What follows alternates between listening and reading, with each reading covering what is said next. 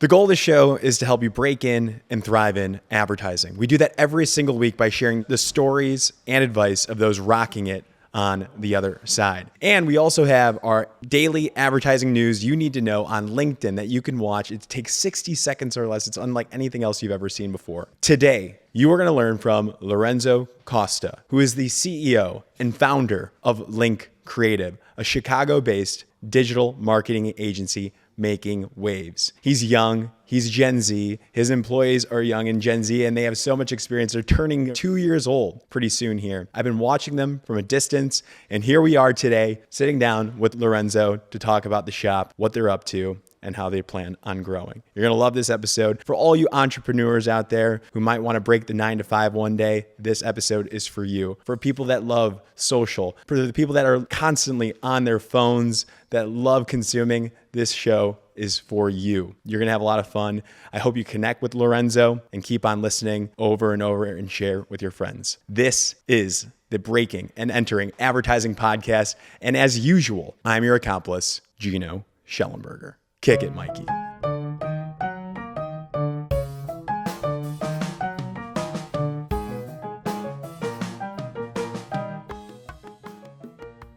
Lorenzo Costa, welcome to the Breaking and Entering Advertising Podcast. How the heck are you doing today, sir? We're doing wonderful. Gino, thank you so much for having me. Well, thanks for having us, because we're here today. If you can tell by the background, we're not in the Breaking Entering New York studio. We are in Chicago. Where are we at specifically? Where is this building located, Lorenzo? We're essentially in River North. We're on the border, River North, River West, but some would say we're River North here. You guys got this thing figured out. This is incredible. Maybe we get some B-roll of this and show Yes. the YouTube watchers where we're at, because this is insane. You're building something amazing, and that's the whole goal of the show is to learn about you, to learn about your shop here. What is your shop? What do you guys exist to do? How you got into this and how do we help the next generation? Give them Absolutely. advice. So how do we know each other? How do we get here today, Lorenzo? Well, for those of you who don't know, Gino and I go back to the college days, but the good old fraternity days. We met at the University of Illinois, and I'm 1 year younger than Gino, but obviously friends throughout college, and then we kind of rekindled and found our relationship back post grad. So excited paths crossing, but taking it back to the college days. Yeah, and been watching what you've been doing with Link Creative now for the past couple of years. When did you start Link Creative? We're about to come up on 2 years old this month. So tail end of April will be 2 years old. I like to say our initial start date was when I really broke away from the 9 to 5. Yep. But 2 years old since inception. So pretty crazy. Incredible. So then you've been building this thing. We've been watching Breaking Entering talks to ad agencies, agency founders. We've been doing that for the past 5 years, 425 episodes of the day we're recording this. I want to understand what you're all about. Your role is CEO and founder of Link Creative. Tell me, what is Link Creative? Wow. So Link Creative in its most present form is a digital marketing agency here in Chicago. I like to say we're the fastest growing digital marketing agency in Chicago right now. Incredible. There is no one currently out there that is really personalizing the approach the way that we are. So we're known presently for anything from content production to website development and SEO. Within my prior background and stuff, we dabble a lot within hospitality. So there is definitely an experiential aspect to what we do.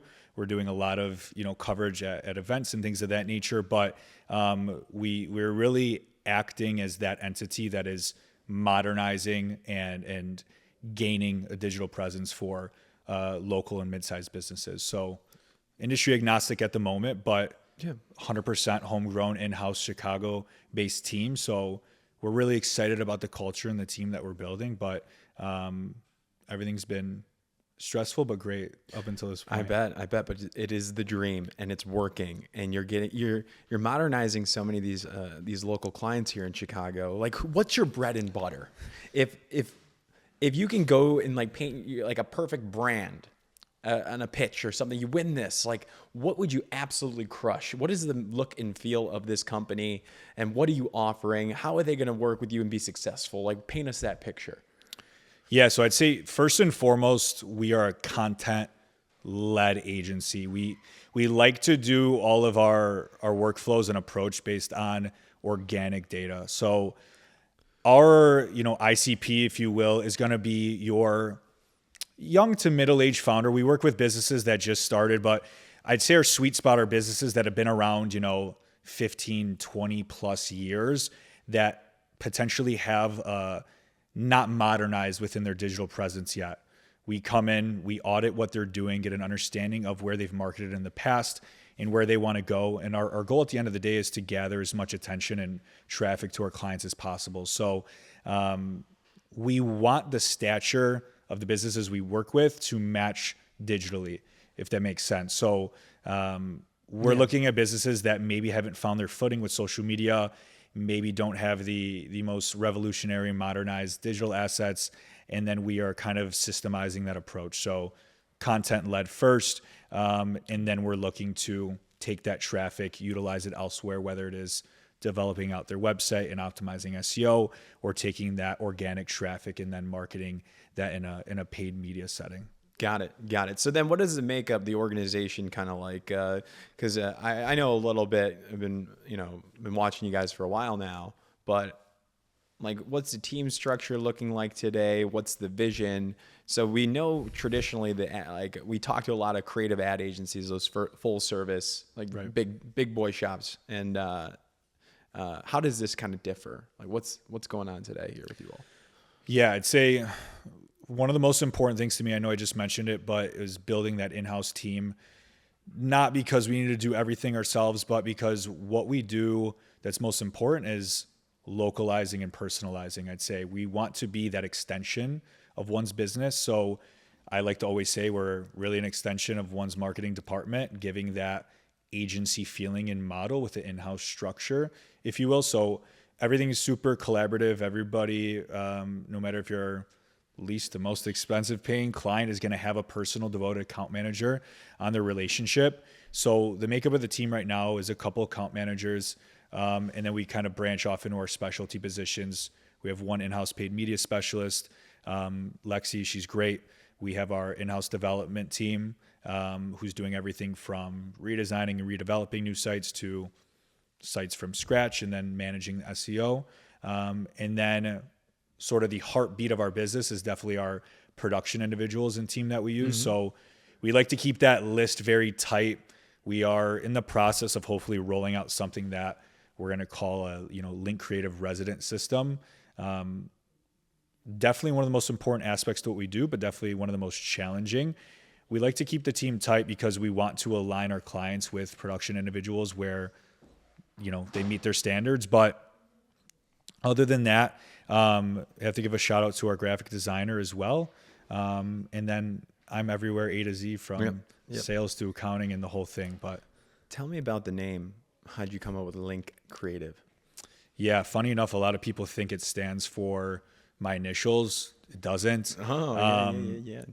Creative is something that we wanted to include as a part of our kind of Gen Z modern approach. But the word link and the way we brand it currently is very interactive, I guess. So I think I was just researching different businesses on social, and it hit me, to be honest. There's not a crazy story behind Link itself.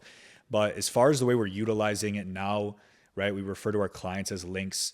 Our show that we run as a podcast is called Link Live. Our behind the scenes vlog series is Behind the Link. So we're essentially linking businesses to their end consumers. Mm-hmm. So that's kind of where the name kind of comes into play. And it's like also you click on a link, and that digital presence as well kind of taps into that. And you got it all over your space here, which is awesome that you have that branding, that alignment internally. Let's Link, I see right behind you. You got it's cool. And so no crazy like aha moment when you were concepting that idea or that. I'm not gonna lie, there's probably some ChatGPT involved when I needed to get a long list of names, sure. But I think in the early stage of it, I was just obsessed with the idea of like getting a business up and running. We've talked about this off camera a lot, but there was a few iterations of what Link Creative was going to be and what it turned into being. But I guess subconsciously didn't waste any time with like getting a logo up and running and kind of just going for it. Yeah. We'll definitely get into the origin, the decision here, but I want to know today, like, can we talk about some of the clients that you have today? And I'm sure there's a bunch of them, but any of them top of mind you want to let the world know about? Yeah, I think we've been a part of a few recent projects that have personally hit home and sort of to the nature and the environment that we're trying to create for clients. And that's like, we always tell the clients in onboarding, and whether we're doing their website or we're doing content, we want to present them in their most authentic form possible. One of the clients that's most important to me now that we're working with is definitely Caputo's Fresh Market. Not only, does the entity itself hit home for me? I grew up going and shopping there with my family, but just from a cultural, ethnic standpoint, growing up Italian American, a lot of what we're doing and developing for them is hitting home on a personal level. So I'm very excited about what they're doing and the growth that they've had. And then, other projects like JP Graziano at West Loop Staple here in Chicago, taking a chance on us. We just did his redevelopment project for his website a couple months ago. So that was really important. And then paying homage to sort of my hospitality background in many cases. We have our event production clients and our hospitality-based brands that are, does not feel like work, is real passion project for me to be a part of. So big shout out to Vibe Apple Events, Van Loy, Parker Hospitality, and a few others. But sure. I love it. So then how do you get into all this? At what point does a young Lorenzo say to himself, I want to start a digital marketing agency in Chicago. I want to build this up. I want to dedicate my life to content, helping out brands, modernizing their footprint on the internet. How do you even get to this idea? Yeah, it's interesting because I don't have like a basic story. I didn't go to school for advertising or marketing. What'd you study? I studied financial planning at a concentration. I did consumer economics and finance. I got some questions for you about that. Yeah. About the retirement accounts, the IRAs and stuff. Oh, yeah. But we could do that in another podcast. But so that's what I went to school for that. Throughout college, I stumbled upon a first internship opportunity for a family member of mine. He owned a website and software development shop out of actually 5-minute drive away from here. He allowed me to do a business development internship for them. It was my first thing. I was probably 18, 19 years old at the time. Wow. So I got my footing learning a little bit about segmenting audiences, running email campaigns for them, and just kind of building out business development lists and doing outreach. But that was my first introduction into sort of a digital world, and they were building websites for clients like Grubhub and things like that. So I was in and around those meetings. I don't recall enough now, but that experience sent me down this entire digital rabbit hole, I like to say. So coming off of that summer break of doing that internship, it went into the school year, but I went down this crazy rabbit hole of like e-commerce and drop shipping, like so many other people probably do, but I dove into that a lot. And I'd like to say like Link Creative was my second ever business, because I tried to start this business out of my dorm that was called Elastalace. Nobody even knows about this, to be honest. What's it called? But Elastalace. It was a shoelace that was like, you didn't have to tie it. Sure. And it was going to be this drop ship thing from AliExpress, and I built these stores. Long story short, that didn't work out. I got into contact with an ad guru guy out of London, and he's like, I'm going to build you a store. You just have to invest in the Shopify store. We're going to take care of everything. You just have to do fulfillment. I remember about a month in, my Shopify account started going crazy, and I generated like 20K in revenue in like 2 weeks. I was 19 years old at the time. I'd never seen money like that. Long story short, I think my margin on that was probably less than 10%, because it was all going into paid ads, and I didn't understand where that money was going. I had to shut down that store within the first 2 months of running it, because we were marketing beauty products to females, and it was like glittery nail polish and hairbrushes and stuff like that. They're like, don't worry about the niche. It's just going to work. I was like, I don't care, right? I was naive, young at the time. I started to get dozens and dozens and dozens of customer service emails of like, where the F is my nail polish? It's taken 6 weeks. Obviously, literally, they know it's coming from AliExpress in China and stuff like that. After that experience, I kind of I hit the books. This is in the midst of kind of COVID and stuff. So I got serious about what I was actually majoring in college. Graduated with financial planning, had an internship at a mid-sized private wealth management firm in the city. I got a full-time offer after school to go into that. I was lucky enough to have that during COVID. So I was like, I'm going to run with this, need to get my corporate feet wet. Yep. Worked there for about a year. But I think the day after I graduated college, I knew that like I was going to own my own business, found something. I come from a family. Yeah, I was going to ask, what about your parents? Yeah, my dad's been a business owner since I've been born. So my dad's in the cosmetic automotive space. He used to own detail shops. Nice. Owns car washes now. So I was working within my dad's businesses since I was 14 years old. Yeah. So that's where I get a lot of my like got it in you. Grit, aggression, passion.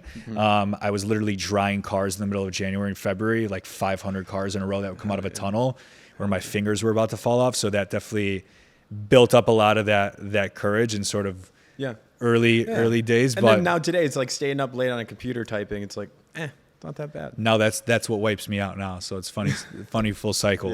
Yeah. Cut the story short a little bit. A lot of my close friends, you guys from college know this, big background in hospitality. DJing was a massive hobby of mine. Did that throughout school. Met the right relationships and connections in Chicago to do a lot of event production and DJing within the city and a lot of the big clubs. Yeah. I was lucky enough to be probably one of the youngest Tao Chicago residents. That helped me gain a ton of relationships. Big shout out to my DJ mentors that helped me achieve that. But I started playing a couple other markets. But throughout that process, it wasn't so much about the DJing. I learned a lot about life, but I learned a lot about how these nightlife establishments were promoting different parties, how different sort of individuals were branding certain events. Things of that nature started to click. Throughout me trying to build a social and personal brand through DJing, I started to develop a lot of relationships in Chicago with videographers, graphic designers. All of these connections started to kind of form together. And around the same time, this is probably about 2 years out of school, I then transferred to another 9-to-5. I worked at Northern Trust for a little over 2.5 years. After my first job, I quickly understood that the finance accounting realm was not my forte, but like I just hated it. It was just so mundane, boring, wasn't for me. And I knew something out there was bigger. So I kind of was at a point where I dove in head first to the marketing stuff, but I calculated and did something that I knew would excite me. I think what I was so passionate about with music and DJing was the idea of bringing a large group of people together. Yep. It was an opportunity for me on a weekend to take my college friends, my home friends, my work friends, and get them all in the same room. That's the same stuff I like about marketing and what we're doing here is we're able to touch so many different people and impact them in a digital way. So one way or another through kind of just different social influences, different business mentors, different individuals I was listening to on podcasts is where I came up with the marketing idea. I think the original footing or idea of what we were going to do was like media and content around hospitality. And that was it. Our first client though was a med spa out of the suburbs of Chicago. And we kind of just went from there. Very bootstrapped approach. For the first 9 to 10 months of Link Creative, I was trying to do the side hustle of scaling the business behind the scenes. I was working at my 9-to-5 full time, and I was DJing 2 to 3 times a week and traveling to do that a little bit as well. So it was definitely a lot, but all definitely necessary. I love that when did you start DJing? Because this is actually a pretty integral part of how you made it here and like where we're at today, where you're at today. So when did you start DJing and why did you keep it going? You got a job, you got your career, it was quarantine. Did you you kept it going? Can you talk about that? I'll say 2 specific things on it for sure. One, I started DJing when I was like 13. Okay. Different neighborhood friends got me into it. And I was just very obsessed with electronic music at a young age. Tiesto, Avicii, Hardwell, Swedish House Mafia. Still obviously love them to this day, but started DJing, messing around, middle school house parties, 13, 14 years old. Then that took a break for a little bit. It was kind of like not made fun of in school. I never had like issues with that, but there wasn't definitely like a necessity for it during like the high school house party era. And then it quickly made a comeback with college.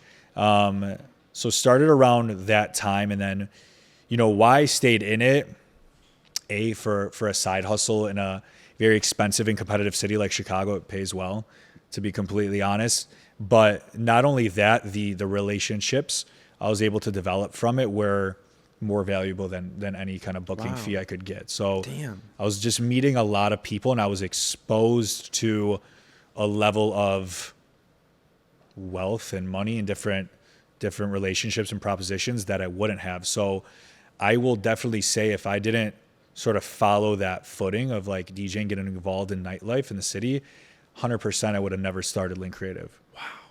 Wow. Yeah. Like having that passion project and obviously side hustle, like, was so critical for this. And that's so inspiring to hear. Because with the podcast and break entering, like even when I got a full-time job, I kept it going. Right. Just wanted to meet people. I probably wasn't earning as much as DJing, but I was still learning and networking a shit ton throughout that whole experience. So definitely, if you're learning, if you're earning, if you're networking, those are like key to any sort of successful side passion project, whatever you want to call it. So thank you for sharing that. I want to get back to today. Jack Westerkamp is our co-founder of Breaking Entering. We have something called Genius Ideas. Like those, we have a running list of genius ideas. For him, it was like a new business development tool to reach university professors, like bulk discount. And we just laugh around this genius idea. What are some of your genius ideas, or that have been around Link Creative, like some fundamental decisions that you guys came up with? They're like, this is going to change the game. And it ended up doing that for you all throughout your 2 years of doing this. Yeah, there's definitely a lot. My team could definitely answer this better than myself. But like this podcast studio, this could be a genius idea.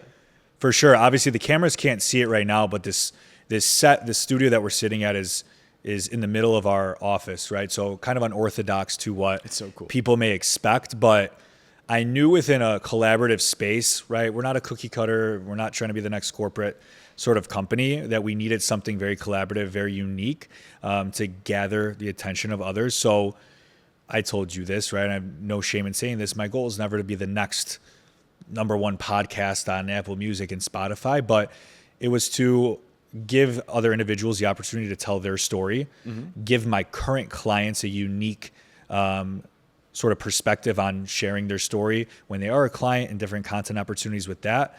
But it's a great new relationship tool. You don't have to be a current client. You don't have to be a friend. This is open for everybody, but this has been a great way for our internal team to interact, and then individuals like yourself to be able to come here and utilize the space. So this was important that we were able to establish something like this. Love it. I think I agree. What else you got? What else has been pivotal? Yeah, I guess one of the major philosophies early on was the idea of Link Creative being our most important client, right? That doesn't take away the priority and the attention we give all of our clients. But one thing that stuck out to me when I was doing a lot of my early research into the marketing industry was a lot of these agencies and collectives were offering so many creative and social services, but I didn't see them doing it for themselves. For sure. Right. And I understand now that we're in the business of why these things go on the back burner and you lose touch with it and lose consistency, which is why agencies exist. But I never understood the notion of a company being able to offer advertising and marketing services for social and digital, but they weren't doing it for themselves. It's been extremely important for us in our early days of like, we're a very internal led brand. I've said this to you multiple times, but 100% of the business we've signed on has been done through word of mouth, referrals, relationships, and connections. We haven't done any sort of outside advertising, but a lot of that is accredited to us kind of putting ourselves out there from a branding perspective, right? We had no idea what we were doing in the beginning. Like so many other founders and entrepreneurs, we still don't have a grasp on half the stuff we're doing, but we're learning every day and we're applying it. We're getting better one day at a time, which is the important thing. Heck yeah. So now then, to the aspiring advertising professionals that are listening to Breaking Entering right now, like, what advice do you have for them? Because you've hired a bunch of people.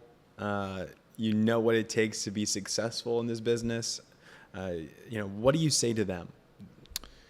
Yeah, I say, like, first thing, and more so just taking a risk or taking a chance, is like, always trust yourself, always trust your gut. Any scare decision I've ever made has worked out that I felt internally confident on. I would say something more so in like a current consumer perspective is be up to date with trends of the market. Mm-hmm. You don't have to have 1 million followers. You don't have to have 300,000 followers, 30,000 followers, but you need to have an understanding of what is current within the market, what consumers are responding to, what is popular, what is cool, what is trendy, so on and so forth.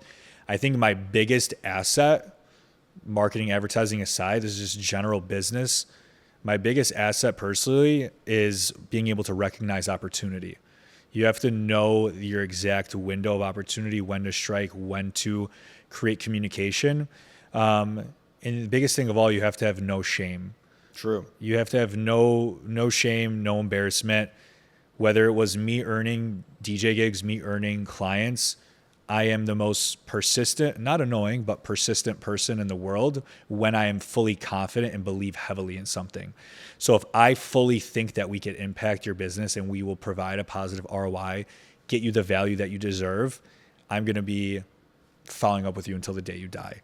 And I'm very big on that. But I'm very good, even aside from a sales perspective, I'm very good at like recognizing opportunity for involvement arears. Yeah. So, yeah. I mean, what do you look for when you're hiring a content creator or whoever for Link Creative? Like, what are those intangibles or tangibles that you want to see? Yeah. First and foremost, what we do for our clients, we're service-based businesses. Mm-hmm. We're a service-based business, sorry. We are working with people every single day. Not that everybody's client-facing, but you have to be personable. That's number one. Not only do I have to like you on a personal level and feel like I could like hang out with you and bring you as a part of the family, the team has to feel that as well. Everything obviously goes through me, but I get the opinion of every single person on our team, especially now in the early days, right? I tell everybody that's on the team, they're a foundational member. They're one of our first that I want to gain their opinion. So personability is definitely important. There's a couple like unteachable things that I'll always talk about, and that is like the aesthetic aspect of what we do. Mm-hmm. So much is like non-teachable through the idea of like just design and understanding how things should sound and look that I look for. The taste that they have. Yeah, exactly. Yeah. And you can, for everybody listening, like consuming a lot of great artists and great creators can get your taste in a better spot. Right. Like, yeah, like that, you can work on that and you can identify what looks good, studying that, and then bridging that gap is so hard. Because when you have that strong taste and then if you can't execute on that, there's that gap. You have to work to like close that. Yeah, because if you can ever align that with your clientele, you're going to have a hard time resonating with them on a personal level, but you're going to have a hard time understanding the fulfillment side of what they're looking for. Yeah. So, some of our early challenges come in the form of like, clients are paying us to give professional recommendations and expertise. It's less recommendations and more direction as to know like this is what we're doing. This is the standard because we have X, Y, and Z accolades to prove it. And I'll be the first to say like our team are all rock stars right now. We have the most mature and most experienced team that we've had in the first 2 years. But nobody on the team has had extreme deep agency experience at the biggest ad agencies in the world, right? Like a lot of it is self-taught, but a lot of it is just like you kind of jump in the pool without the floaties on and we roll our sleeves up and do it. I love it. So what's next? What do you see for the future of Link Creative? Great question.